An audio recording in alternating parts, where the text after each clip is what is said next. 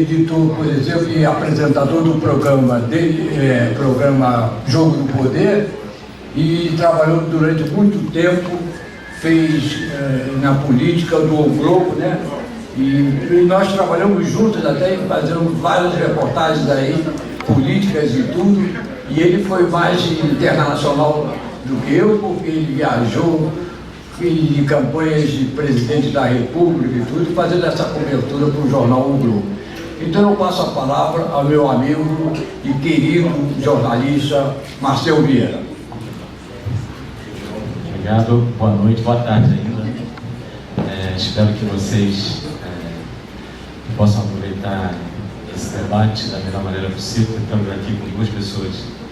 Eu só estou aqui para mediar os dois aqui, para falar da relação do poder, né? Não só da ditadura, mas do poder com o futebol, com a Copa do Mundo, que todo mundo aqui já deve ter, pelo menos, assistido, flagrado uma interseção qualquer de futebol e política. Todo governante tem um time do coração. O Rio de Janeiro tinha um prefeito, César Maia, que dizia que ele era Botafogo, mas o prefeito, pessoa jurídica, era Flamengo. Assim também foi Marcelo Alencar, Sérgio Cabral era Vasco. E jogando isso para uma esfera maior, todo mundo sabe da paixão que o ex-presidente Lula tem pelo Corinthians, e muita gente diz que por causa dele o Corinthians ganhou um estádio que vai servir de sede do jogo de abertura da Copa do Mundo, que não é pouca coisa, uma obra que custou em torno de R$1 bilhão. Então isso mostra que realmente há uma interseção entre o futebol, que na sua expressão maior é a Copa do Mundo, e o poder. Mas enfim, como o nosso tema hoje é o futebol, a Copa e a ditadura, vamos voltar então para o momento que a gente viveu numa ditadura, com a Copa do Mundo tendo tamanho, talvez não tão grande como hoje, a nível de negócios, mas de paixão nacional era assim muito grande, que foi em 1970. Então vou pedir para o Ricardo Bruno fazer um pouco, fazer um painel, das relações das Copas, que sempre coincidem com eleições, pelo menos no período democrático, até hoje. Marcel, eu queria convidar para dar mais brilho aqui, a palestra aqui, é o nosso jornalista Chico Lima, Lima, por favor. E que foi editor também lá do Globo e tudo, e hoje é produtor do programa Jogo do Poder. E nosso querido Pinheiro Júnior, que viveu essa época da ditadura militar. Então a gente vai começar então com o Ricardo fazendo esse painel. Quero primeiro agradecer ao Continentino, a todos vocês pelo convite. Estou aqui, para tentar conversar com vocês sobre alguns episódios que marcaram, eu acho, essa influência, esse impacto da política no futebol, essa interseção, como disse o Marcel. Em 1970, eu tinha ainda 14 anos de idade, portanto não acompanhava a coisa com para a passo, mas enfim, nós estudamos, lemos, e durante todo o período que nós estivemos na editoria política do Globo, trabalhando e tal, fizemos vários trabalhos de pesquisa, e isso nos deu, enfim, embasamento para falar alguma coisa sobre o que aconteceu. Obviamente que o general Médici tentou, de toda forma, manipular favoravelmente ao governo o resultado da Copa de 70. Na verdade, tentava passar para a opinião pública a ideia de que a vitória não foi uma vitória simplesmente dos atletas brasileiros, foi uma vitória do governo. Quer dizer, tentou passar essa ideia para a população. Houve até um episódio que o Médici teria tido influência na convocação do Dario. Do Dario, eu até vou falar sobre isso, exatamente sobre isso. Houve uma explosão, quando houve aquela explosão da comemoração... Aliás, foi o motivo da saída do Saldanha. A saída do Saldanha talvez seja o episódio assim, que mais ilustra essa interferência de Médici no processo da Copa de 70. Na verdade, o Saldanha, após sair da direção com o técnico da seleção, ele deu uma entrevista, ele narrou um suposto diálogo dele com o presidente Médici. Médici teria dito a ele para convocar Dario, e Saldanha respondeu: bom, quem escala o time sou eu, o senhor convoca o seu ministério, sua competência é para o ministério, o time quem define sou eu. Esse teria sido o epílogo de uma crise do Saldanha. A intervenção na CBF. Não, exatamente. Esse afastamento de Abelardo já está no político. Mas Zagallo, depois que assumiu, contesta um pouco essa versão. Zagallo diz que não havia, Zagallo diz que Saldanha saiu, não foi por isso, foi por uma briga direta com João Avelange. Ele estava em colisão com João Avelange e, portanto, essa colisão, esse choque entre o presidente da então CBD com o técnico que provocou a queda do técnico. Na verdade, Zagallo se acha até um pouco injustiçado por ter assumido a seleção naquele momento e Saldanha ter saído, de certa maneira,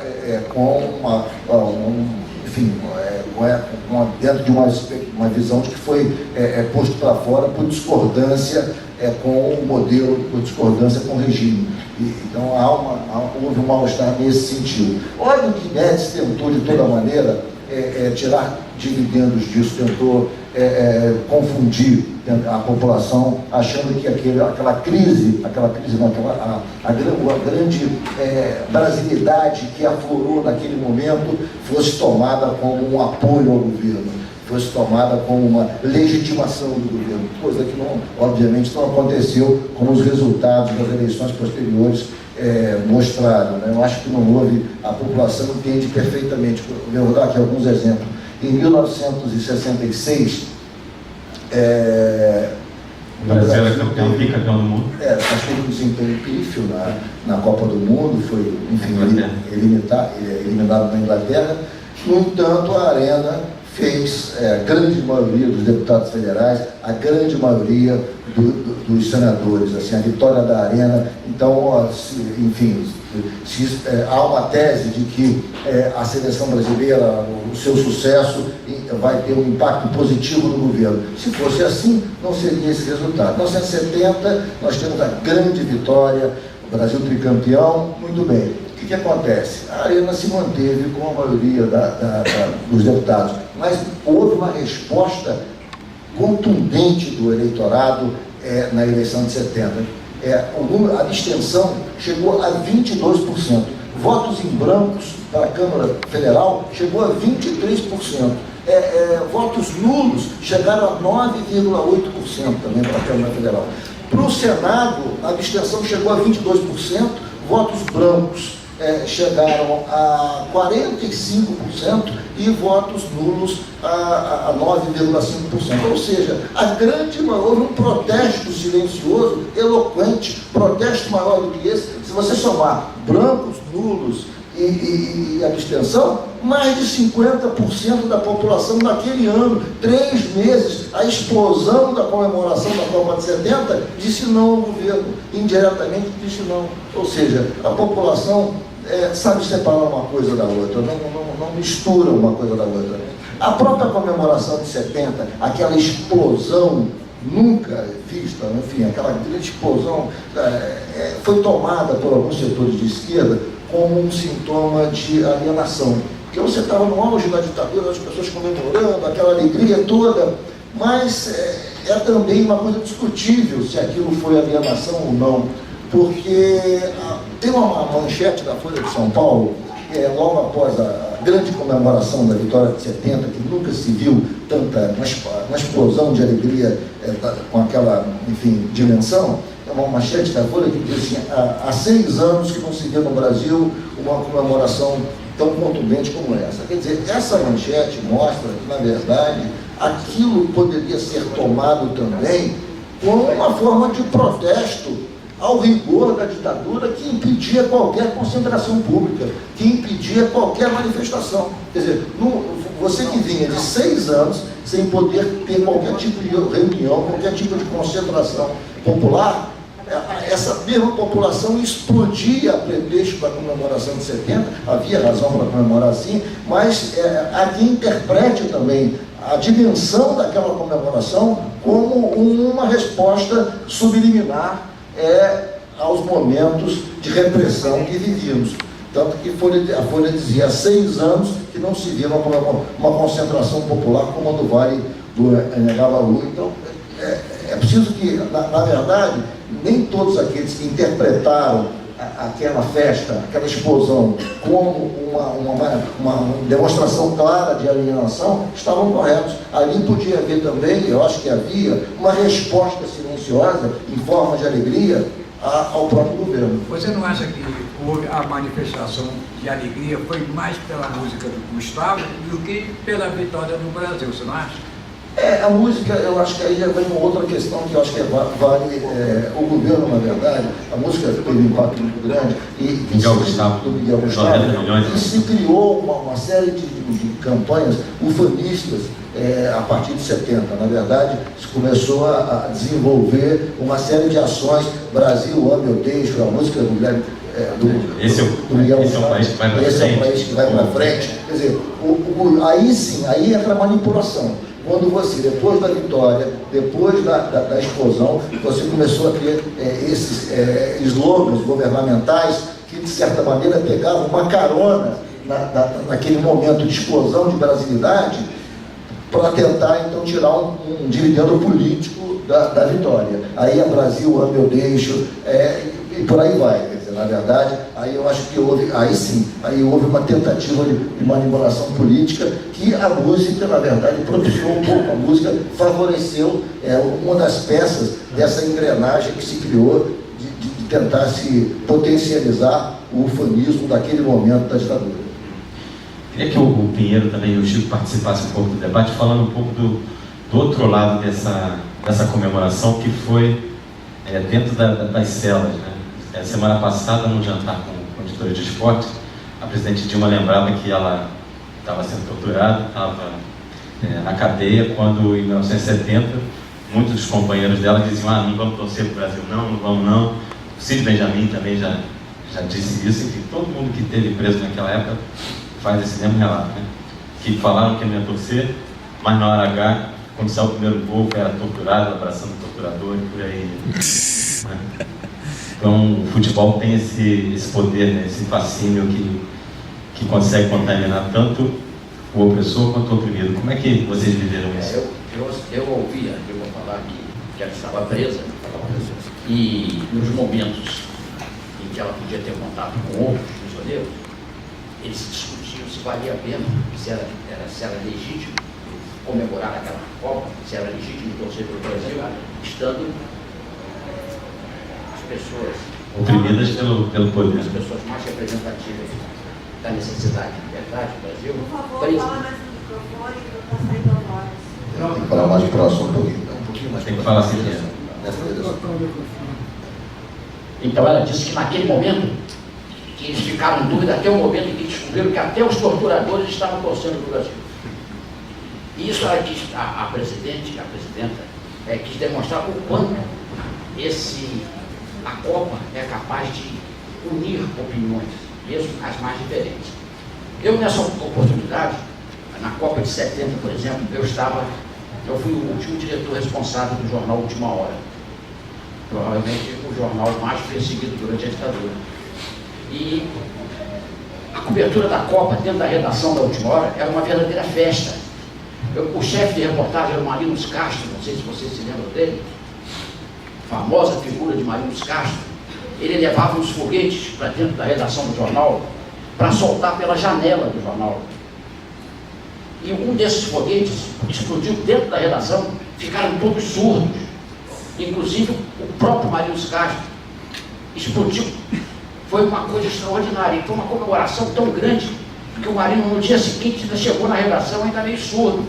Ele botava, um contínuo vinha falar com ele, ele botava o dedo no ouvido e falava: fala só desse lado de cá, que o de cá ainda está surdo. Isso no dia seguinte. Quer dizer, a comemoração era também uma extravasão do que estava acontecendo, porque a Última Hora era o jornal mais solicitado pelo TOPS. No dia que o embaixador von Holleben, da Suíça, da Alemanha, né? Da Alemanha. Foi durante a Copa que ele foi sequestrado. Eu estava lá dentro do TOPS. E o delegado do TOPS estava me perguntando: o que você acha que vai acontecer? Porque eles já estavam muito perturbados. Eu falei pro delegado, falei, ó, eu acho que esses caras são os malucos. Eu pensava isso seriamente, não estava querendo quebrar minha pele, não. Eu pensava que eles eram malucos mesmo. Porque sequestrar um embaixador em seguida outro era uma coisa extraordinária. Naquele momento, inclusive, só para ilustrar um detalhe, houve eu acho que até certa medida, não sei de que ponto foi, mas dizem que o governo conseguiu extrair declarações de jogadores da seleção brasileira que estavam concentrados, que estavam lá, condenando veementemente o que estava acontecendo. Então, Pelé, Brito e, se não me engano, Rivelino deram declarações na imprensa condenando com virulência a ação de sequestro ocorrida no Brasil. E aquilo foi tomado, naquele momento, como digamos, não é manipulação, mas uma operação montada pela comunicação do governo para extrair essas declarações e divulgá-las com bastante ênfase no Brasil, para que aquilo deixasse aqueles que praticavam aquele ato naquele momento numa situação ainda mais difícil. Olha, sem querer, sem um desdouro para o jogador de futebol, mas em geral o jogador de futebol é um alienado. Quem que não sabe disso? Vamos falar a verdade. O Pelé é o grande exemplo da alienação, uma alienação até dirigida, porque talvez ele faça dessa alienação a razão de viver dele. Ele prosperou na profissão dele, ficou rico na profissão dele, porque ele cultivou a alienação. O Romário dizia que o Pelé calado é um poeta.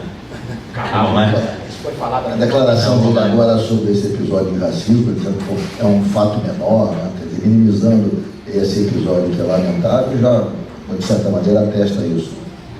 E da importância do Pelé negro falar um negócio desse. O Emílio Garrafa Médici, o penúltimo dos nossos ditadores, o antepenúltimo dos nossos ditadores, ele ia sempre, quando ele estava no Rio de Janeiro, ele ia sempre ao Maracanã ver o Flamengo jogar. Que era o time do coração dele, não sei se vocês lembram disso. Eu tive a oportunidade de ver, com meus olhos, o Médici indo de carro das Laranjeiras para o Maracanã ver o Flamengo jogar. E abrindo o caminho para ele, naquele domingo, por volta de 2 horas da tarde, 1 hora da tarde, não sei exatamente a hora, batedores da Fuzileiros Navais, dando soco nos ônibus, para os ônibus saírem da frente, porque o Marechal Médici, o General Médici ia passar, então era Marechal, o General Médici ia passar. Aquilo era o exemplo do que estava acontecendo. Ele estava indo para o Maracanã e ele seria ovacionado no Maracanã, o povo bateria palmas para ele. Mas naquele momento, o que tinha de popularidade do governo era muito mais decorrente da questão econômica do que da questão exatamente da intromissão do governo no futebol. A economia ia bem, a economia do mundo ia bem. Foi na época do milagre. Exatamente. Então, o governo tinha um relativo apoio muito por conta da questão econômica e não porque... No final do governo do Médici, o país já estava começando, o milagre já estava começando a ter que molhar. Então, não era só por causa disso, não. É porque uma grande parte alienada do povo vê o poder presente, o poder que é rubro-negro, e bate palma para ele. Essa é a E você, Chico? Como é que foi a tua experiência, Zé? O que eu mais me lembro, num dia que eu tinha 22 anos, não me lembro se eu chegava do trabalho, eu vinha chegando de uma pegada para me arrumar e sair para a faculdade. Mas eu cheguei no meu andar, no prédio que eu residia, com a minha família, com os pais. Cheguei e dei de cara com um grupo de 6 homens armados, com metralhadora, acho que é metralhadora, não lembro mais agora, a memória me falha um pouco. E fui rendido no hall de entrada do meu prédio, junto ao meu apartamento. E eu vi que no apartamento do lado eles tinham derrubado a porta a pontapés. Morava ali uma viúva, com a empregada e dois rapazes gêmeos, que eu via, moravam ali uns 2 anos, eles eram altos, me lembro disso, mas eram gêmeos. E eles perguntaram o que eu tinha ido fazer ali. Eu disse, eu moro aqui. Onde você mora? Eu voltei para o apartamento do lado da porta que tinha sido derrubada. Foi a minha sorte. Se eu dissesse, imagine só se eu morasse ali naquele outro apartamento. Na verdade, eles estavam procurando um dos gênios que tinha se envolvido com o pessoal de esquerda, e o rapaz não estava em casa. Quem se deu mal foi justamente o gêmeo que não tinha se metido com nada. Foi levado embora, a mãe dele também foi levada, foi presa com ele, os dois foram torturados, e quanto ao irmão que eles procuravam, eu nunca mais soube se eles o acharam, porque esse casal, mãe e filho voltaram lá simplesmente meses depois, muito magros, e foram embora do prédio. Nunca mais os vimos. Prefiro nem mencionar o nome deles hoje em dia. Então eu não posso me excluir nessa etapa. Eu queria fazer um comentário rápido. Eu acho que a esquerda brasileira ficou extremamente dividida, numa situação extremamente delicada no momento da Copa, porque essa grande mobilização, essa grande confraternização do Brasil na comemoração da Copa criou uma contradição interna, porque o que se esperava naquele momento de alta repressão que houvesse, enfim, manifestações contrárias. E aquela manifestação, aquela explosão de alegria, a esquerda, como você bem disse, o presidente Dilma comentou, poderia ser tomada na visão dos nossos líderes de esquerda naquele momento como um aval à ditadura. E isso trouxe, na época se criou inclusive a expressão que o futebol e não a religião era o ópio do povo, numa transformação da frase de Karl Marx, tentando dizer, não, alguns setores de esquerda começaram a desenvolver essa tese que o futebol naquele momento era o grande ópio do povo brasileiro. Eu ia fazer uma pergunta para o Constantino, chamar o Constantino de volta para poder mais, já que ele foi, durante a vida inteira, né, repórter de política, né?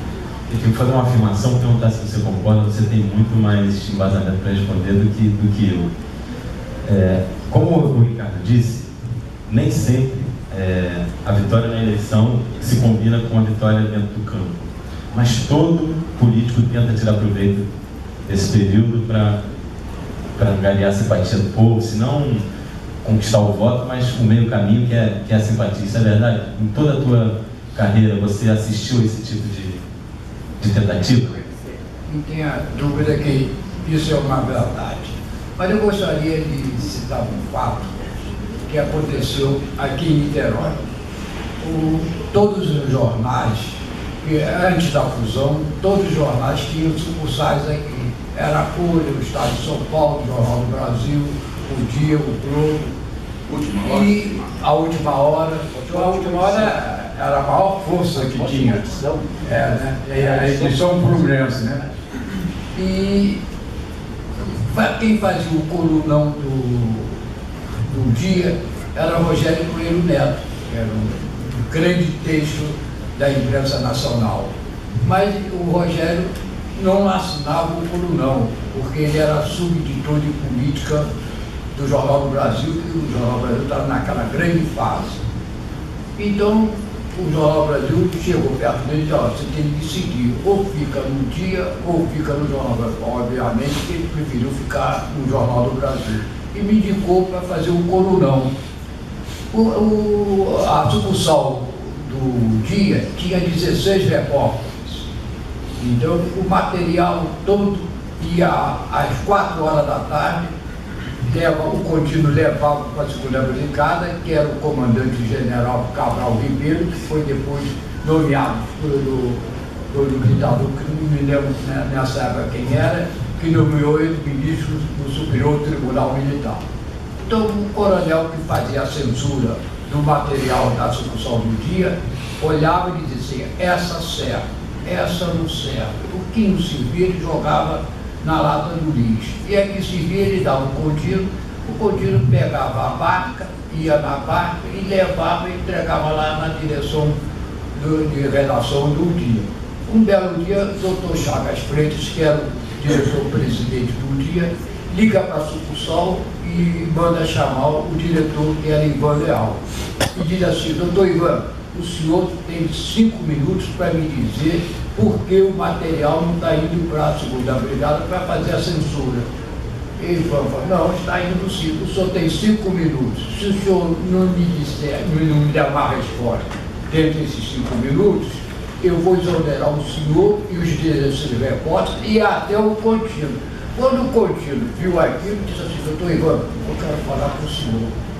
Aí foi falar com o Ivan, eu levava o material lá para a segunda brigada. O coronel dizia o seguinte, essa serve e essa não serve. O que não servia de jogar na lata de lixo. O que servia ele me dava para eu levar para o Rio. Eu, depois de um certo tempo, eu já sabia o que ele censurava, o que ele não censurava. Então eu ia na barca, pegava e dizia, essa serve, essa não serve. Ele jogava pela janela. Então ele passou a ser o censor da segunda brigada. Quer falar? Uma pergunta? Pode falar. Estou vendo falar aí sobre a saída do João Saldanha. Uma série de... Célio, vai lá no microfone, por favor. Eu me lembro, A quem você faz a pergunta? pode ser o Márcio, a série de equívocos cometidos com a saída do Saldanha. A verdade é totalmente diferente. João Saldanha era um grande jornalista, uma inteligência, um grande porrista. Fala mais no microfone. Um grande porrista, bebia exageradamente. Saldanha estava tendo sucesso na seleção, não havia por que ele sair. A seleção tinha... As feras do Saldanha era unanimidade nacional. É que Saldanha não estava aguentando as críticas de Ustrick, que era o técnico do Flamengo. Ele tomou um porre, pegou um revólver e partiu para a concentração do Flamengo em São Conrado. Conter o Saldanha, a imprensa abafou. Saldanha saiu por isso. Ele começou, todo mundo que comete um ato ilícito, e depois tem que justificar o ato. Saldanha falou que o Dario, o Médici queria convocar o Dario, falou, quem manda aqui sou eu. Isso tudo é palestra, com a desculpa dele. Ele saiu, em face do porre que tomou, o João Avelange teve que sair, teve que tirá-lo. Saiu por isso, não é nada de... Mas Saldanha contestava isso. Oi? Saldanha contestava isso. Ele disse que ele foi tirado do lado do Médici. Sim, ele correu a dizer isso. Ele justificou isso. Essa foi a versão dele. Eu não vivi essa época. Eu era muito criança. Mas eu tive a honra e o prazer de conviver com o Saldanha na redação do JB. Então eu ouvi essa história que você... Justificativo. Eu me lembro de você na redação do JB. César, vai lá, fala no microfone. Eu me lembro de você na redação do JB. Trabalhei com o Saldanha lá. Saldanha, nós trabalhamos juntos com claro. o Demário Toguinhó. Sim. E eles contavam essas histórias pra É gente. verdade. Ele contava, discutia, uma vez o Saldanha era tão fantástico. Vou contar uma historinha. Eu sou César Nilson, jornalista. Nessa época eu trabalhava no Jornal do Brasil. Marcelo, nós descemos em Curitiba. Ele e Mendes. Mendes olhou para aquela pradaria, aquilo ali, tudo pertenceu a mim. Aí o João chegou. Depois da pertencer à sua família, pertencia a minha. Coisas fantásticas. Mas realmente, naquela época de 1970, estava chegando no Rio de Janeiro, que estava em Belo Horizonte, você tinha repressão. Só que no rádio, você a terminologia do futebol não permite fazer muitas variações, muitas frases superas, como você no jornal você escreve. O rádio era diferente. Um gol é gol, falta é falta, tiro de meta, mão é mão, pé é pé, entendeu? Mas a gente tinha na redação um camarada atrás da gente. Escrevia e sabia tudinho. E não tem pouco você sabe muito bem disso. Ele tem pouco vernáculo para poder escrever sobre coisas que não sejam realmente do mundo da bola. Né? Foi uma época dura, onde a Arena vai mal o Clube Nacional, lembra aquela história? Onde a Arena vai mal o Clube Nacional, e ele toma no estádio para o Brasil afora. A gente ia seguir o rádio pela informação do futebol. Naquela Copa de 70, foi uma redenção do futebol brasileiro. Eu não ligo aquilo a outra coisa. A partir daquela Copa do Mundo, o jogador brasileiro passou a ser valorizado no mundo, quando começou a grande exportação de valores. Até então não tínhamos isso. Muito pontual. E foram poucos que saíram. Aí você saiu Vavá, foi para a Espanha, Valdo foi, mas a partir de 1970, quando nós ganhamos aquela Copa, começou a era da exportação do valor brasileiro, que deu ao futebol europeu a sua diferença. Eles tiveram que miscigenar o futebol para poder sair daquela dureza deles, queixo duro, bola alta na área, mas a habilidade do jogador brasileiro, notadamente os negros, que fez com que o futebol europeu evoluísse com o melhor preparo físico que eles tinham. Nós evoluímos na parte física, nós evoluímos na parte técnica, nós aprendemos a aplicação de algumas regras, algumas táticas, mas a partir de 70, foi um grande marco, eu acho também que 70 foi um divisor de águas daquilo que era o passado, daquilo que o futebol brasileiro vive. Sim, o Vavá não foi antes, não. O Vavá foi antes. Foi lá para o Real Madrid, muito antes. Foi Vavá. E ele tem mais menos. Foi Vavá, antes foi Vavá, foi Dino Santos, foi Serrano, foi Canal. Você já fez amizade, mas a partir de 70, houve um crescimento importante da exportação de jogador brasileiro naquela Copa. Uma mudança de tática, mudança de jogo, diferença de postura em campo, maneira de jogar, toque de bola rápido, tudo isso faz com que o futebol brasileiro evoluísse e começar essa grande época de... A Europa não importava daquilo. A gente sempre ouviu falar que o primeiro jogador a sair para o sucesso lá fora foi o Evaristo Macedo, né? Por causa disso, ele deixou de uma Copa do Mundo. Exatamente. Vamos continuar aqui o nosso debate. Deixa eu fazer um comentário rápido, ainda nessa... Só para concluir, essa questão da eleição e Copa do Mundo, né? Citar alguns exemplos mostrando que não há nenhuma relação, enfim, o eleitor responde de maneira diferente. Em 94, o Itamar Franco, o Brasil foi campeão e tal, e o Itamar Franco elegeu o seu ministro da Fazenda, Fernando Henrique Cardoso, presidente. Poderia se dizer, bom, houve impacto, então, ajudou, fortaleceu o governo, muito bem. Em 98, o Brasil um fiasco, no entanto, Fernando Henrique Cardoso é reeleito no primeiro turno. Então, não tem impacto nenhum. Em 2002, com já Filipão na Copa, o Brasil ganha e a oposição ganha. Lula é sagrado presidente do Brasil na Copa de 2002, enfim. E 2006, o desempenho é fraquíssimo e Lula é reeleito. E em 2010 também um desempenho pífio, e o que acontece? Ele elege a presidente Dilma. Então não há nenhuma relação, essa relação entre o eleitor sabe o que é futebol, eleição é eleição, e reage de maneira absolutamente diferente em cada momento. Em cada momento ele tem um comportamento diferente. Deixa eu agora fazer a minha pergunta. Não, porque eu queria que... em cima do que está falando. Então, fala. A pergunta que está na cabeça de todo mundo agora é a seguinte: a Copa do Mundo termina em julho. A eleição é em outubro. Até que ponto a reeleição de Dilma poderá ser afetada por um resultado positivo ou negativo na Copa do Mundo? Essa pergunta já foi feita, inclusive, no plenário agora do PT lá em São Paulo, há 2 dias atrás. Eu queria fazer dar uma opinião sobre isso. Na minha avaliação é o seguinte: o desempenho da seleção não terá impacto nenhum. O desempenho do Brasil como gestor, como sede da Copa do Mundo, se for um desastre da Copa do Mundo no Brasil, do ponto de vista da administração, aí sim, aí vai impactar o governo. Se a seleção for bem ou mal, eu acho que isso o eleitor sabe realmente distinguir uma coisa da outra. Eu acho que não vai ter impacto nenhum o resultado em campo. O que pode impactar politicamente é o desastre do Brasil na gestão da Copa do Mundo. Aí pode ser. Não sei se concordam. Vocês já até falaram um pouco sobre isso, sobre a questão do fanismo, né? Mas seu nome? Da Copa de 70, quando os brasileiros todos foram para a rua, né, pintaram paredes, fecharam ruas. E esse mesmo ufanismo a gente não está vendo agora nesta Copa. Na realidade, o ufanismo que a gente vê é mais um marketing, né, de mercado, comercial e de TV. É um grande marketing sobre a Copa, mas esse ufanismo dos brasileiros a gente não está vendo em nenhum momento.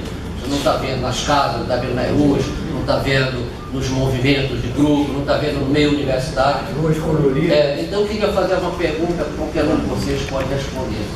Por que isso? Bom, vou dar a minha impressão, né? Não é uma verdade, mas é uma impressão de quem está no meio desse furacão aí de cobertura de Copa, de ver, de ter a lembrança ainda muito viva o que aconteceu em junho do ano passado, as manifestações todas nas ruas. Eu acho, sinceramente, que o que está vendo assim, é um pouco de desconfiança. O brasileiro, ele adora futebol. E eu acho que, no fundo, ele está adorando que existe uma Copa do Mundo acontecendo no Brasil. Mas, ao mesmo tempo, ele também está ferido porque ele está vendo as denúncias do preço dos estádios. Ele sabe que a escola onde o filho dele estuda não está boa. Ele sabe que o hospital logo ali está uma porcaria. E, enquanto isso, está se gastando bilhões, não só na construção de estádios, mas para fazer um conjunto de obras que a gente torce para que fique pronto. Não vai ficar para a Copa. Se ficar vai ser muito bom, mas enfim, por enquanto eu acho que o brasileiro está olhando com essa desconfiança e acho que por isso ele ainda não embarcou. Mas a minha impressão também me faz crer, assim, de tudo que eu ouvi a minha vida inteira, tudo que eu assisti, é que quando a bola rolar, se o Brasil for bem, eu acho que todo mundo vai cair na farra. Se for mal, aí eu acho que a conta a ser paga vai ser grande. Não só para esse governo, mas para qualquer coisa que pareça se aceder a poder público. E aí eu acho que... Sai de baixo. Mas se o Brasil ganhar, eu acho que vai correr tudo bem e o brasileiro vai entrar na torcida. É a minha impressão. Além disso, não há medo de nós perdermos o treinador antes da Copa. Ele está perguntando se além disso não há medo de perder o treinador. Nessa disputa que ele está com o Tony Ramos e o Roberto Carlos, ele ser o propagandista da Rede Globo. Porque ele está fazendo uma brincadeira dizendo que se não há um temor de perder o Filipão para virar astro de novela ou para Friboi, né? Porque ele está fazendo muito comercial. Isso só prova assim, que a Copa do Mundo virou um grande mercado. O futebol é um grande mercado no mundo, né? A gente torce pelo nosso time, a gente torce pelo Brasil, mas no fundo tudo isso virou um grande negócio. A FIFA ganha rios de dinheiro, todo mundo fatura, do camelô que vende cerveja até o dono de uma grande empresa que vai fabricar determinado produto e vai vender mais. Todo mundo, os jornais querem também ganhar mais, a televisão aposta nisso. O anunciante é um grande negócio, e o Filipão não ficou fora, né? Ele já é o maior garoto propaganda da seleção, já passou o Neymar em volume de dinheiro arrecadado. Com aquela cara feia. Com aquela cara feia. Marcelo, só uma indagação que eu dividiu com vocês. Você não acha que, para mim, foi uma certa surpresa esse poder que a FIFA tem na gestão da Copa do Mundo? Parece que, eu confesso que quando se falou de trazer a Copa do Mundo para o Brasil, eu não sabia que a FIFA exige poderes e subtrai até no próprio governo o poder natural que tem no governo, ela que manda no estádio, ela que determina tudo. Eu acho que isso traz também uma certa frustração no povo que não quer convalidar esse poder quase tirânico, absoluto da FIFA na gestão da Copa do Mundo no Brasil. Olha, eu fui a duas Copas. Eu fui à Copa da África do Sul em 2010 e fui à Copa da Alemanha em 2006. E é igualzinho. Assim, não é um fenômeno só da Copa no Brasil. A FIFA, quando ela entra no país para fazer a Copa, ela afirma que ela tem, o tal do padrão FIFA, né? Então a gente vai ver assim, durante a Copa do Mundo que vai ter lugares no Rio e em outras capitais onde vai haver jogos que a partir daí você só vai ter um crachá de credenciado da FIFA. O grau de absurdo, Marcelo, desse negócio, querendo pedir pagamento de direitos autorais de 28 mil no alzirão. Quer dizer, olha que grau de intromissão, a comemoração tradicional da seleção brasileira, no alzirão, que ocorre há décadas, a FIFA se acha com o direito de pedir direitos autorais. Esse é o exemplo máximo do absurdo da posição da FIFA. A FIFA respondeu isso. A FIFA respondeu isso dizendo que ela tem os direitos, nome, né? A marca Copa do Mundo, ela tem direito a isso, mas tem que flexibilizar essa história. Então já recuaram, foi um funcionário burocrata, já mostrou Hoje nós mostramos um filme aqui, entendeu? Sobre as baianas, viu, Ricardo? Nós mostramos um filme aqui sobre as baianas. Então, a FIFA proibiu as baianas de vender a acarajé. De botar a acarajé e botar lá as suas barracas. Elas aqui denunciaram isso, entendeu? Elas vieram por causa desse filme. Então, o que aconteceu? Houve um movimento muito grande. A mãe do Felipe é baiana e vende elas acarajé. ganharam para participar lá. Vem, continua. A mãe do goleiro Felipe do Flamengo é baiana e vende acarajé. É a Rita, ela é presidente. É a presidente, né? Ela esteve aqui também? Não, que falou hoje. Ela falou no filme. Ela falou todo o tempo. Nós passamos o filme aqui. A gente fez uma matéria com ela, a gente publicou uma matéria com ela lá no jornal. Nós passamos esse filme aqui. Mas fala, o que você estava dizendo? Isso me surpreende, me decepciona esse poder quase absoluto da FIFA na condução. Ela determina se vai poder vender bebida, se não pode vender bebida.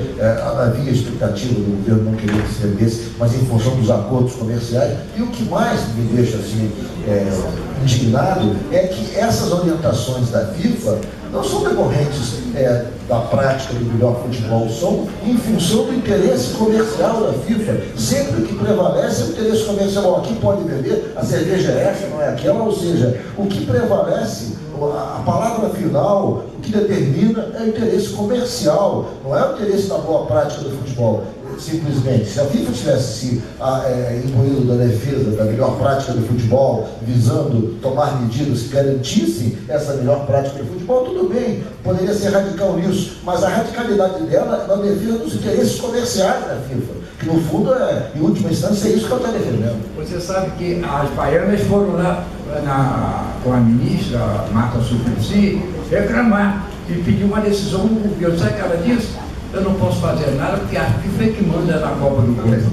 Mas não tinha sido resolvido na Copa das Confederações? Está resolvido, né? Está resolvido, não está resolvido. Só uma questão de ordem, por favor.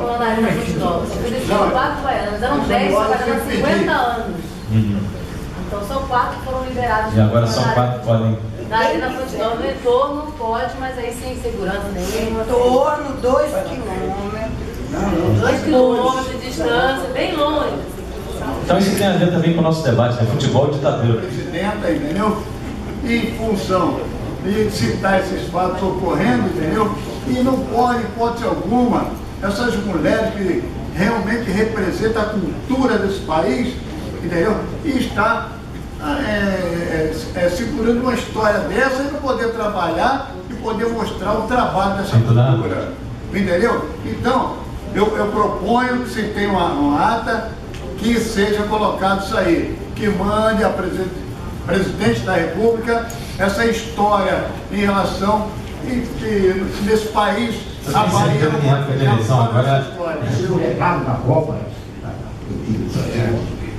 de coordenar, foi tratado disso. Depois, o problema ecológico, vamos dizer assim, da preservação ecológica que a Copa poderia atingir também foi cuidado. E agora estamos novamente com o assunto, como se esse assunto estivesse lidando muito mais do que os outros. Então, eu acredito que isso deve mostrar na carta. Nós pretendeu fazer uma carta. Agora, desculpa. Eu podia aproveitar que o ministro Alto esteve aqui e encaminhar para ele, né? Senão o ministro Alto bebeu. Né, gente? Com certeza ele vai ser receptivo. Meu nome é Reinaldo, eu sou da Mariana TV, do canal 6 da NET, canal comunitário do Rio, né? A minha pergunta é o seguinte, na verdade, os governos, né, que se submetem à FIFA, a minha pergunta é exatamente essa. Dizem que a FIFA tem mais poder do que a ONU, né? Quer dizer, ela tem mais credibilidade, ela envolve mais, porque é um espetáculo popular, a massa se envolve, né?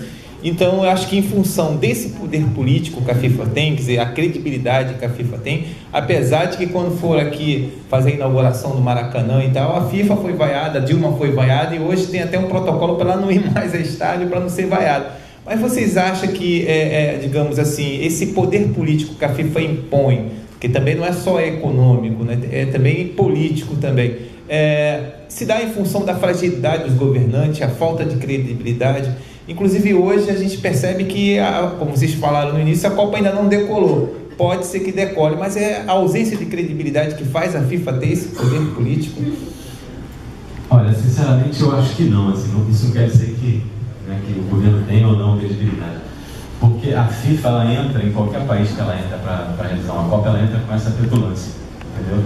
Foi assim também na África, foi também na Alemanha, com a vantagem que a Alemanha é um país muito mais organizado para organizar esses grandes eventos do que nós estamos nos mostrando.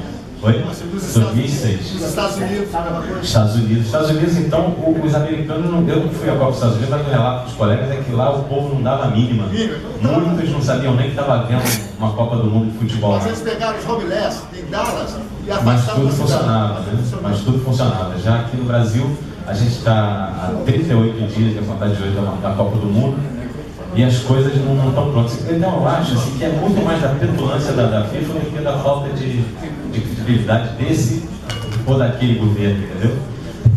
Quer ver um exemplo? O André Sanches, que é o ex-presidente do Corinthians, que é o responsável do Corinthians pela construção do Itaquerão, onde vai ver o jogo de abertura. Ele é um cara bronco, né? Um cara mais, não sei como definir assim, um cara mais tosco, vamos dizer assim, não tem papo na língua. Então, no ano passado, quando a FIFA determinou assim, olha, no dia 31 de dezembro, todos os estádios têm que estar prontos. Se não estiver pronto, não vai ter Copa nessa cidade. E ele foi o primeiro a dizer, quero ver não ter Copa em São Paulo. Não vai estar pronto. Aí a FIFA rebatia de lá, não, então não vai ter Copa em São Paulo. O que aconteceu? Não está pronto agora, não ficou pronto 31 de dezembro, 31 de janeiro, nem 28 de fevereiro, 31 de março. Vai ficar pronto quando ele disser que está. Então a FIFA é petulante, mas até a página 4 também, porque se for um fracasso aqui vai pegar para ela também, porque é um evento que para ela custa caro no sentido de não faturar, entendeu? Porque ela mesma não investe muito, né? Ela comercializa os ingressos.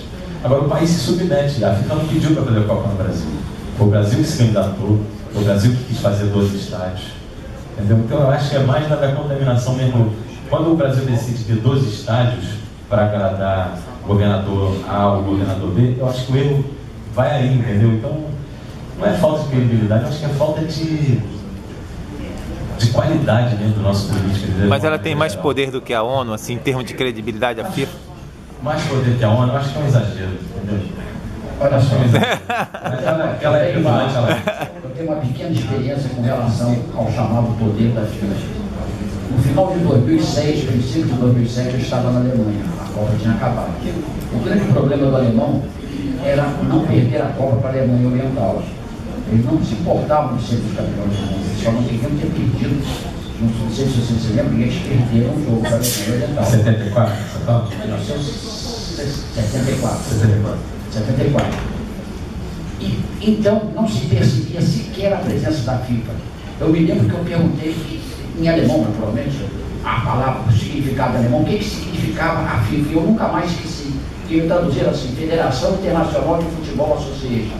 Traduzido para o português para mim assim, eu nunca mais esqueci.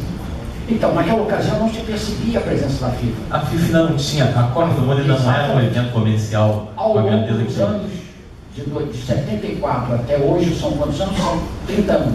Ao longo desses 30 anos, 40 anos, a FIFA cresceu. E aqui no Brasil, porque nós estamos aqui dentro, nós estamos sentindo na pele o poder da FIFA. Então, por isso é que está tendo essa repercussão toda. A FIFA, a Copa do Mundo é um grande evento comercial, né? Tudo é patrocinado. A FIFA consegue os patrocínios dela, então a marca do ônibus que vai levar todas as seleções é uma só, é Hyundai. A cerveja que vai ser tomada no estádio é uma só, é Budweiser. E por aí vai, entendeu? É um grande evento comercial. Você mais ou menos já entrou aí pelo que eu ia falar. Os países se candidatam previamente à Copa. O Brasil foi lá e concorreu com mais 4 ou 5 países aí. Então foi apresentado o protocolo da FIFA. O país, quem foi lá o Lula, foi Sérgio Cabral, foi o Eduardo Paz. Muito bem, aí eles sabiam o que a FIFA está dirigindo, só que eles não disseram. E aí, quando o Brasil foi escolhido, com uma festança, né? Todo mundo foi para a rua, bandeira, essa comemoração que ele está dizendo que não há agora, foi mais ou menos feita naquela época. Eu tenho a impressão, eu tenho certeza, que se na época a gente soubesse, quando o brasileiro soubesse o que a FIFA iria exigir para que o Brasil patrocinasse a Copa, esse negócio de não vai haver Copa seria dito naquela oportunidade, porque a gente não ia aceitar isso não. Só que o brasileiro não sabia. Né? E fora os desmandos do governo brasileiro, que você pega uma história de superfatura, de dinheiro, empreiteira ganhando dinheiro e tudo mais. Então, isso que você falou, não se pode comemorar, pintar a rua. A gente fica constrangido de pintar a rua, porque está dando a bola isso tudo. Tudo isso que a gente não sabia que ia acontecer. E, como a gente tinha uma grande esperança no governo que prometia mudanças e tudo mais, a gente também não estava imaginando de que fosse haver tanta bandalheira. Só que as bandalheiras vieram vindo, depois outras apareceram e tudo mais. Aí desapontou muito, eu acho que eles estavam muito desapontados. Eu acho que a palavra é exatamente essa, é o desapontamento, né? Mas assim, eu sinceramente, eu seria... claro. Agora eu acho sinceramente, assim, para ser muito sincero, eu acho que em algum momento vai reverter em benefício, entendeu? Não, eles não cumpriram a palavra, não vão entregar no prazo, mas se eles terminarem todas as obras que estão fazendo em Cuiabá, por exemplo, né, mesmo no Rio de Janeiro, essas obras todas que a gente está vendo aí, não estou questionando se o valor gasto na obra foi o correto, se não foi, vai acabar sendo benéfico, se eles terminarem a obra. Bem, gente, a grande verdade é o seguinte: há 7 anos passados, o Brasil sabia que tudo isso tinha que acontecer. Sabia que Las Baianas eram patrimônio, sabia que na rua tal ia fazer isso. E receberam um caderno de encargo, estava escrito. Então, a burrice foi feita pelo brasileiro. Porque se ele sabia disso, por que ele correu atrás da Copa do Mundo? Eu não tenho nada a favor nem contra a FIFA, mas a FIFA está dando um sinônimo, de organização. Hoje, qualquer coisa, você quer comer uma comida, eu quero padrão FIFA. Eu quero uma mulher, padrão FIFA. Então, é uma acarajé padrão FIFA. Então, gente, eu acho que a FIFA é o maior órgão do mundo. A FIFA, além de ter mais gente do que a ONU, mais a país, ela tem despesas numéricas. Ela faz campeonato infantil, juvenil, júnior, adulto, Copa da África, Copa do Sul, Copa... Isso gasta dinheiro, tem premiação, tem tudo, tem viagem, tem empregados, tem... Então, eu estou perfeito. Mas se recebeu isso, porque o Brasil não tem capacidade de gente para analisar a coisa. Eu não sou contra a FIFA, não. Eu não sabia que as baianas são patrimônio. Ia dançar lá, é muito bonito. Então é o seguinte, por que não foi saber agora, faltando 10 dias para a Copa, para 28 dias? Então eu acho que a FIFA só deu exemplo para o Brasil, porque todas as Copas são iguais. Foram feitas da mesma e o Brasil sabia disso. Tá? Eu trabalho também com educação e memória social.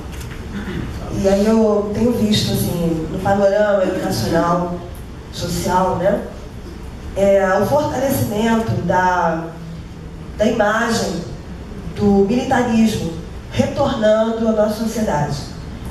No campo da educação, em Goiânia, por exemplo, as escolas estaduais estão com regime de militarismo. Os alunos têm que vestir uniforme, bater continência. O pessoal do ensino médio, obrigatório. Cantar o hino, fazer fileira.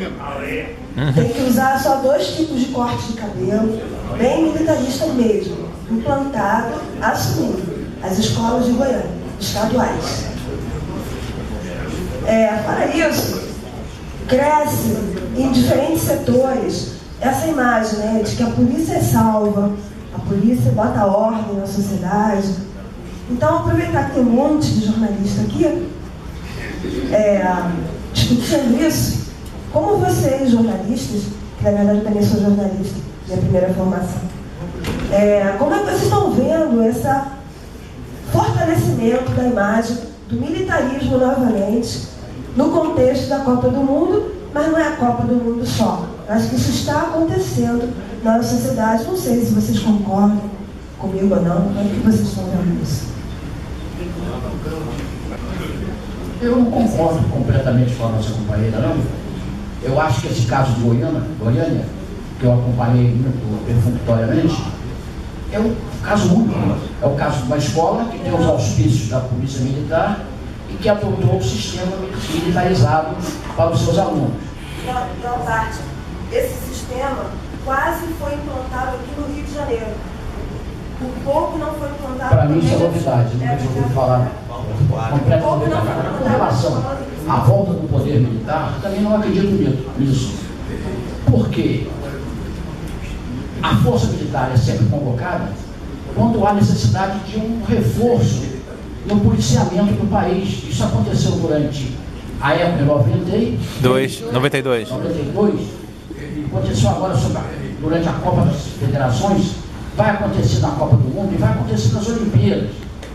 Evidentemente, é para isso que nós sustentamos esse aparato militar, tanto da Polícia Militar quanto do Exército, da Marinha e da Aeronáutica. É para isso que eles servem, afinal de contas, porque nós não temos guerra desde a Segunda Guerra Mundial, que o Brasil não precisa de uma metralhadora para combater o inimigo. Então, eu acho justo e perfeito que esses nossos soldados sejam postos a trabalhar. Agora, o caso da escola, eu acho que é uma exceção. Eu acho que é uma exceção. Escolas todas de Goiânia, estaduais, para mim é novidade. Pelo que eu li no jornal e eu li no Globo, se não me engano, era um caso único de uma escola que tinha os auspícios da Polícia Militar e da maneira como estava sendo apresentado, eu achei até que era uma coisa bacana. E o fato de os alunos cantarem, eu dizia que era hino nacional, cantarem um hino, era um hino nacional? Beleza, cantar o nacional. Por que não? Eu passei 9 meses nos Estados Unidos, visitei diversas escolas. Os Estados Unidos não são paradigma para mim, mas passei vendo escolas americanas cantando o hino à bandeira. Hino à bandeira americana. Aquilo também era bonito, eu ficava emocionado. Gostaria de ver as escolas brasileiras todas cantando o hino à bandeira. Mas me permite uma parte? Mas essas referências que o companheiro está fazendo... A psicóloga Dalva Pinheiro. Não, eu sou Dalva Pinheiro, trabalho na MUF com extensão na área de socioambiental, projetos socioambientais. Eu acho o seguinte, eu vou fazer aqui, botar minha colherzinha, que é o seguinte, mas aqui nós tivemos e temos, principalmente temos, e não temos que nos esquecer do passado, dessa história que nós vivemos aqui de repressão, de contenção, de perda de direitos, de quase anulação de subjetividades. Então, que cante o hino nacional, canta, tudo bem, mas eu acho que com o histórico que nós tivemos aqui, com o que nós passamos aqui e presenciamos, principalmente os que têm mais idade, não é? Eu acho que isso é uma abertura, é uma coisa que eu acho que eu não concordo. Ainda mais uma escola estadual. Eu, como educadora também, como professora, eu discordo disso. Eu acho que é muito perigoso, principalmente pela nossa história, do que nós passamos. Tá? Bom, isso é uma coisa, eu acho que as liberdades, o direito de vestir, o direito de... Por que algumas escolas você pode ir com roupa, tênis de marca, não sei o quê, e por que você, na outra escola, tem que ir de bater continência e cantar e usar roupa, né, de uniforme militarizado? Eu não concordo com isso. E eu acho que eu não concordo principalmente por causa da nossa história, tá? Isso é uma coisa, como educadora eu acho isso. Estou discordando do meu esposo ali, do que eu Não, eu só queria mais a roupa suja se lava em casa. Eu queria, em cima do que o companheiro lá falou de marcar esses itens polêmicos, porque nós não viemos aqui para a Copa do Mundo, que beleza, vamos, o governo, muito legal fazer isso, vai ficar um legado tanto. Não viemos aqui também, não, é contra isso, é apoiar o governo, não é nada disso. Viemos seriamente, pela programação e pela mobilização, saber e discutir que essas questões são sérias. E para que isso frutifique, eu apoio a ideia do companheiro lá da carta. Só que eu faço uma modificação, não uma carta, mas um documento que possa ver que isso aqui foi uma coisa muito séria, né? E que esse vai ser o legado desse simpósio. Tá bom? Obrigada. Eu gostaria de dar a palavra dela lá. Eu ainda me remeto à questão da escola de Goiânia, e como nós acabamos de ouvir aborde uma psicóloga, Professora, eu me lembro do Medo à Liberdade do Erich Fromm. Quem leu o livro do Erich Fromm, Medo à Liberdade? Eu convoco todos nós que somos um pequeno grupo a não termos mais medo da liberdade. Durante a ditadura nós tínhamos medo da liberdade. Eu quando vi o Médici passar a caminho do Flamengo, o meu sentimento era de medo. Aquele tirano estava passando debaixo de socos de fuzileiros navais para assistir o Flamengo jogar. Eu acho que a gente não deve ter medo de cantar hino nenhum. Vamos cantar o hino da bandeira, vamos cantar o hino nacional e vamos botar ordem nas nossas escolas. A escola, garanto a vocês que essa escola, que tem os auspícios da Polícia Militar de Goiás, não tem a bagunça que tem a Escola Santos Dumont lá do bairro de Fátima. Eu não quero ser reacionário, mas essa é a verdade. Nós temos que ter um mínimo de ordem para que, como diz a nossa bandeira, tenhamos progresso. Eu queria só fazer um comentário sobre isso, também tenho uma opinião sobre isso. Eu acho que não há no Brasil clima nenhum, eu acho que não há politicamente clima nenhum para a volta do militarismo. O que está havendo nesse caso das escolas, na minha opinião, também não sou dono da verdade, é uma reação à degradação das escolas. Na verdade, você que acompanha o noticiário dos jornais, vê a todo momento, garoto de 12 anos dá tiro no colega, a professora espancada por aluno. Esses episódios que mostram a degradação do ensino público estão abrindo espaço para que haja uma reação dessa natureza. Então vamos militarizar, quer dizer, isso é muito mais em função de uma degradação que está acontecendo no ensino público do que exatamente um sintoma da volta da militarização, porque não há clima nenhum, não há, nem os militares querem, na verdade, voltar ao poder nesse momento no Brasil. Eu não acredito. Ricardo, eu concordo com o Ricardo. Essa atitude do governo goiano seja apenas para evitar os garotos goianos virem todos sertanejos. Aqui, ó, tá com a... Eu queria fazer um comentário. Para que em cima, por exemplo, de comportamento, como nessa história de Goiânia, está acontecendo. A rede pública, não uma escola isolada. Certo, comportamento, bater continência, mas para que isso influencie, chegue a um patamar maior, tem que haver lideranças no meio militar, lideranças que queiram mudar alguma coisa. Aí eu queria fazer uma pergunta ao Continentino e ao Pinheiro Júnior, porque no momento eu tenho parentes militares, e o que eles dizem é que no momento não existe uma liderança militar que preste. Na época da Revolução de 64, vocês se lembram se o Marechal Castelo Branco, o General Costa e Silva, o Brigadeiro Márcio de Melo e Souza eram militares exponenciais, eles tinham destaque, ou eles eram simplesmente pessoas assim que ninguém fazia fé? Desapareceram, de repente. Ninguém conhecia. Ninguém sabia, apareceram. O líder da ditadura, esses caras tinham que pau mandado não era e do Ademar de Barro. Pois neste momento, segundo os coronéis que eu conheço, eles dizem que não tem uma liderança sequer no meio militar.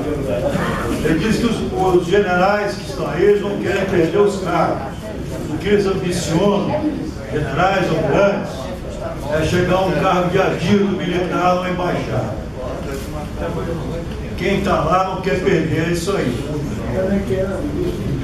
Então eu não vejo liderança militar que assuma, por exemplo, o país neste momento. Como eles dizem que, pessoal, vocês são mais antigos que eu, têm cabelo mais branco, então se lembram que esses militares que foram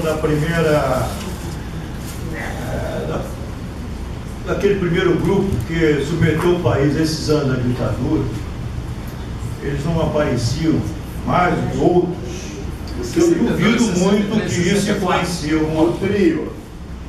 Pode ser até que sure.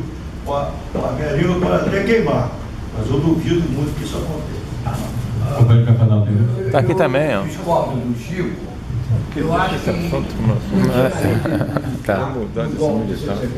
apenas 3 dias eram civis, como disse bem o Ria. Magalhães Pinto, Ademar de Barro e Carlos Lacerda. Ali começou a história.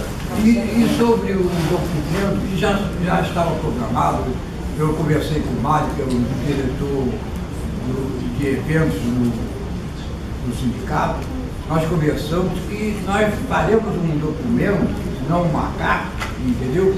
Com todas as teses defendidas aqui e debatidas aqui no nosso simpósio. Não só sobre o meio ambiente, como a ditadura militar e a Copa do Mundo, sobre o racismo do futebol brasileiro, que mal, quando é que vamos acabar com esse mal? Então, se o jogador profissional é trabalhador, entendeu? Todos esses temas farão parte de um documento que o simpósio fará. E o simpósio foi tão importante que o próprio ministro do esporte, o deputado Aldo Rebelo, disse aqui: eu quero que o Sindicato dos Jornalistas Profissionais do Estado do Rio de Janeiro faça o simpósio das Olimpíadas de 1964. Uma pergunta aqui, que destino... 2016.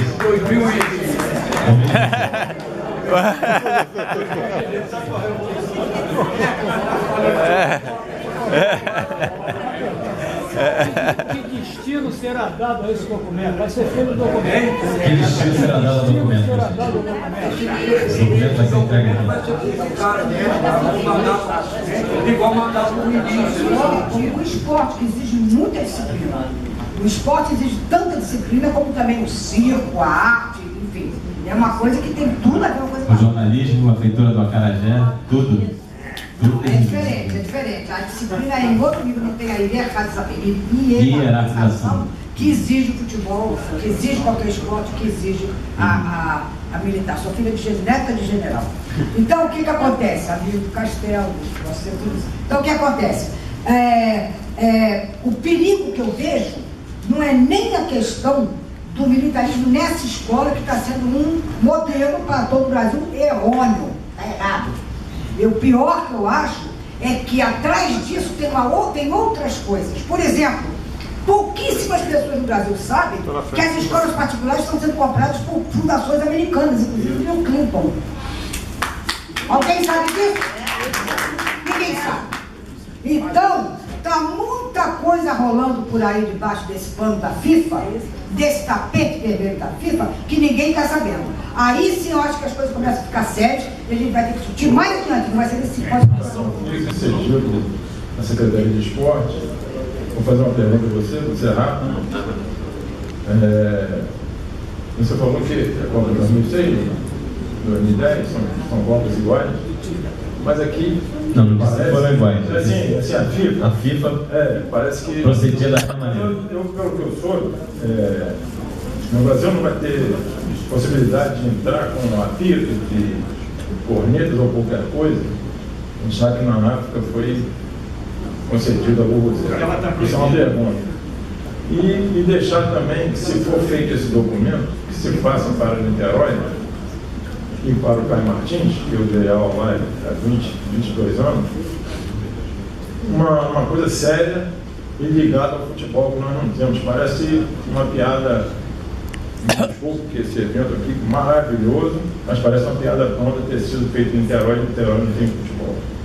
Então é só essa minha colocação, que conste nesse documento, se for feita para o ministro, que conste que o Caio Martins existe e que o futebol de Niterói não existe. Obrigado. Fala. Ele só veio aqui participar em consideração ao Sindicato de Jornalistas Profissionais do Estado do Rio de Janeiro. Então, eu pediria que fosse breve. Não vou me alongar, não. Gente, é muito simples. A questão, voltando ao tema, a questão que nós estamos discutindo. Isso, desde 74, a FIFA é uma empresa predatória e feita para ganhar dinheiro e enriquecer os seus diretores. E acabou. Qual a Copa que você foi mesmo? Primeira? 2010, 2006. Um pouquinho antes. Eu cheguei no México, tinha tido um terremoto em 86. cheguei com meu pai lá, terremoto, tudo destruído. E teve Copa do Mundo. O Brasil teve terremoto. Teve algum acontecimento assim, escabroso, sei lá, alguma coisa? Não, sim, mas tem nada aqui. Não, pelo amor de Deus, eles vão fazer, vão pegar a grana, vão botar no bolso e um abraço. E a próxima Copa é onde? Em país emergente também. O único, estive lá, o único país que eles se deram mal. Eles vão fazer a Copa nos Estados Unidos. Chegaram lá, não teve jogo. Não teve. Tanto que o Clinton não foi na final da Copa, mandou o Al Gore, que é o vice dele, para entregar a taça, porque ele não concordava com o que a FIFA queria fazer nos Estados Unidos. A mesma coisa que fez na África do Sul, que fez. A África do Sul eles roubaram, pintaram, fizeram o que quiseram. Na Alemanha, que é tido um país sério, a Alemanha é um país, os caras são cartesianos, tiveram que abrir as pernas para ele. Não, tem jeito. A França, mesma coisa, combinada para entregar a Copa. Bom, olha só, gente, a minha pergunta é a seguinte: o que a Copa do Mundo vai deixar de legado para Niterói? Porque na Copa de 50 fizeram Caio Martins e uma série de coisas aqui. Mangaratiba vai ter. Tem seleção lá. Será Niterói perder para Mangaratiba? Que me desculpe, Mangaratiba.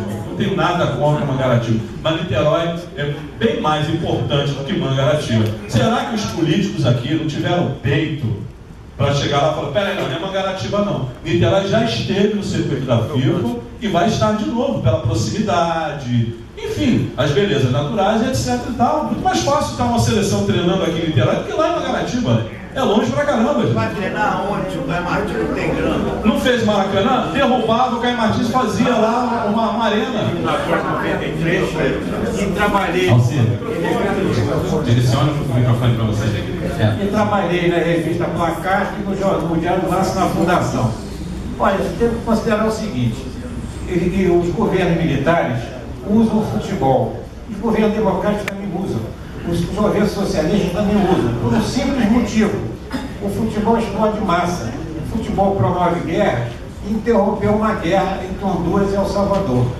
Com todas essas mazelas que o sistema capitalista está nos trazendo, o futebol é um esporte de massa, é a paixão do povo. Tem uma igreja na Argentina em homenagem ao Maradona. Nós sabemos que não é nenhum santo, ao contrário, é um homem cheio de vício. Então é uma paixão, isso é inegável, a paixão planetária. Então, uma tolice, que eu acho a série de protesto, deve ser dirigida para a eleição que se aproxima, que nós não temos candidato que represente. Então, é um equívoco tremendo. Só para finalizar, em 90, na Copa da Itália, eu estava na cidade que é o centro do Partido Comunista Italiano, Turim. Eu fui na sede do jornal do Partido Comunista Italiano, porque eu sabia que tinha uma greve geral. Conversando com eles, disseram: iria ter uma greve. Nós desistimos, ia ficar a população inteira contra nós. Iam ficar 2.000 pessoas fazendo greve e 40 ou 50 milhões de pessoas contra. O futebol é paixão, o povo não tem nada. Então, a FIFA nos afastou um pouco dessa paixão nacional, mas é uma paixão planetária. Então, vamos aproveitar a Copa e, feliz ou infelizmente, torcer pelo Brasil. Uma coisa rápida. O companheiro falou de Caio Martins pedindo para que fosse incluído no documento do simpósio, constasse que Caio Martins precisa de receber atenção. E ativar o Caio Martins. Não, e sobre a Vuvuzela, por que foi... Aqui não é liberado nenhum, pelo que eu sou? Na África do Sul foi um debate na época, foi um debate lá e acabou. Você vai ficar aqui direto? Foi permitido, futebol, poder lembrar das nossas histórias, como fez o Alcide e outros companheiros aqui. Enfim, queria agradecer o convite, por ter vindo, dizer que eu vou torcer muito para o Brasil ser campeão, independente de qualquer coisa, porque eu gosto de futebol, eu me amarro em futebol, mas também não gosto de sacanagem com dinheiro público, então acho que todo mundo tem que gritar sim quando vê alguém fazendo alguma coisa errada. E sempre livre para poder denunciar quando houver que... da Copa do Mundo é esse simpósio. Muito bem. Da Copa do Mundo. Muito bem. Muito bem. Obrigado.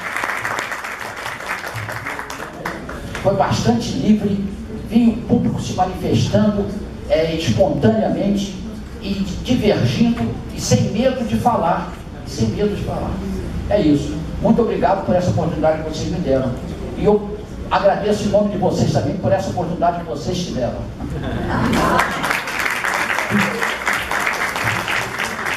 Queria rapidamente agradecer a todos pela presença, agradecer também ao Constantino pelo convite, ao Sindicato de Jornalistas pelo convite. Foi um prazer participar, eu acho, de debates como esse, que aperfeiçoam e melhoram a democracia e a sociedade brasileira. Parabéns, Constantino, parabéns a todos. A presença do Ricardo Bruno, do Marcelo Vieira, do Chico, nosso amigo aqui, e do Pedro Júnior, né, que só